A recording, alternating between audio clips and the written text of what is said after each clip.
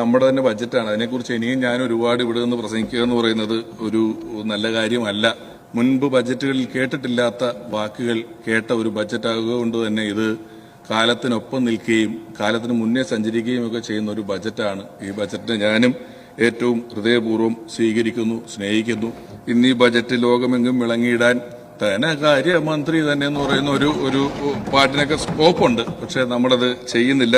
പലരും ചോദിച്ചു എന്തുകൊണ്ടാണ് കോൺഗ്രസ് എന്ന് പറയുന്ന ഒരു പാർട്ടിയിലേക്ക് വരുന്നത് എന്ന്. കാരണം ജനങ്ങൾ നമുക്ക് തരുന്നത് അധികാരമല്ല, ഉത്തരവാദിത്വമാണെന്നുള്ള വലിയ ബോധ്യം നമുക്ക് ഓരോരുത്തർക്കുമുണ്ട്. രാഷ്ട്രീയത്തിൽ അങ്ങനെ പുതിയ ചരിത്ര നിർമ്മാണങ്ങളിലൂടെ അപഖ്യാതി പറഞ്ഞു വരുത്തുന്നതിലൂടെ കോൺഗ്രസ് എന്ന് പറയുന്ന UDF എന്ന് പറയുന്ന ഈ ഒരു പ്രസ്ഥാനം പാർശ്വവൽക്കരിക്കപ്പെടുന്നു എന്ന് തോന്നുമ്പോൾ പാർശ്വവൽക്കരിക്കപ്പെടുന്നവരോടൊപ്പം നിൽക്കുന്നതാണ് ഏറ്റവും നല്ല രാഷ്ട്രീയമെന്ന ബോധ്യമുള്ള എനിക്ക് ഒരു പൗരനെന്ന നിലയിൽ എന്റെ പൗരബോധത്തിന്റെ ഭാഗമായി ഈ പ്രസ്ഥാനത്തോടൊപ്പം ചേർന്ന് നിൽക്കുക എന്നത് ഏറ്റവും അനിവാര്യമായ കാര്യമായിരുന്നു എന്ന് ഞാൻ മനസ്സിലാക്കുന്നു. അങ്ങനെ ഏറ്റവും അനിവാര്യമായ ഒരു പൗരന്റെ കടമ ചെയ്തുകൊണ്ടാണ് ഇത്തവണ കേരളത്തിലെ ഓരോ ജനങ്ങളും നമ്മുടെ പാർട്ടിയെ പാർശ്വവൽക്കരിക്കപ്പെടുന്ന നമ്മളോടൊപ്പം ചേർന്ന് നിന്നതും നമ്മളിന്ന് മുഖ്യധാരയിലേക്ക് ഏറ്റവും സജീവമായി തിരിച്ചു വന്നിട്ടുള്ളതും